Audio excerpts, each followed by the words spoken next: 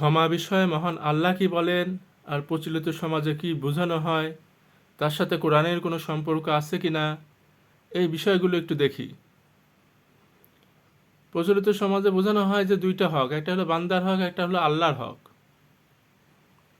আল্লাহর হক আল্লাহ ইচ্ছা করলে ক্ষমা করে দিবেন, বান্দার হক বান্দা ক্ষমা না করা পর্যন্ত আল্লাহ ক্ষমা করবেন না। এই বিষয়টা কোথা থেকে আসলো, কোরআনে কোথাও আমি এরকম কিছু পাইনি। যদি কেউ পান আমাকে জানালে আমি উপকৃত হব।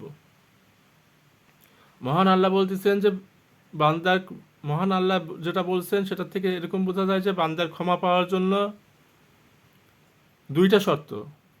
এক শর্ত হলো যে বান্দাকে সেই পাপটাকে পাপ হিসাবে জানতে হবে, সেই পাপ থেকে ফিরে আসতে হবে, অর্থাৎ তওবা করতে হবে। পাপটাকে পাপ হিসাবে জানতে হবে, সেই পাপ থেকে ফিরে আসতে হবে, পাপ থেকে তওবা করতে হবে।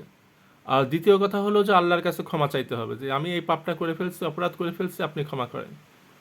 এই দুটো সত্য যদি কেউ পূরণ করে, আল্লাহ বলতেছেন যে তুমি যে পাপই করো আমি আল্লাহ ক্ষমা করে দেব।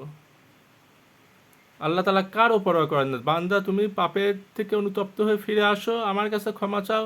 তুমি হত্যা করছো, তুমি আরেকজনের সম্পদ লুণ্ঠন করছো, যা কিছু অত্যাচার করছো সমস্ত কিছু আমি ক্ষমা করে দেব, কিন্তু শর্ত হলো যে সেই পাপ থেকে তোমাকে ফিরে আসতে হবে, ক্ষমা চাইতে হবে। এখানে আল্লাহ কোনো ভাগ করেনি যে বান্দার হক আল্লাহর হক। হ্যাঁ, বান্দার প্রতি যদি জুলুম হয়, অত্যাচার হয়, তার অধিকার নষ্ট করা হয়, অবশ্যই সে বিচারের সম্মুখীন হবে। অবশ্যই তাকে সে বিচার পাবে, তাকে তাকে ন্যায় বিচার দিতে হবে।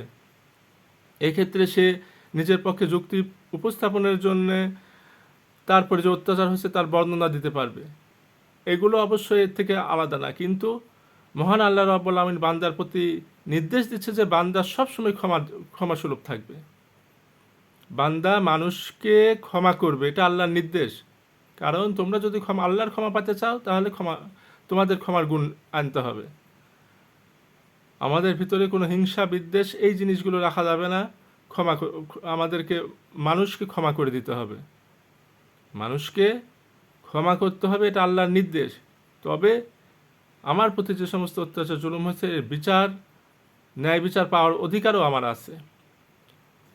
আমি কাউকে ক্ষমা করে দিলেই যে আল্লাহ তাকে ক্ষমা করে দেবেন এটা না। আমি যদি কাউকে ক্ষমা করে দিই তাহলে আল্লাহ আমাকে ক্ষমা করবেন।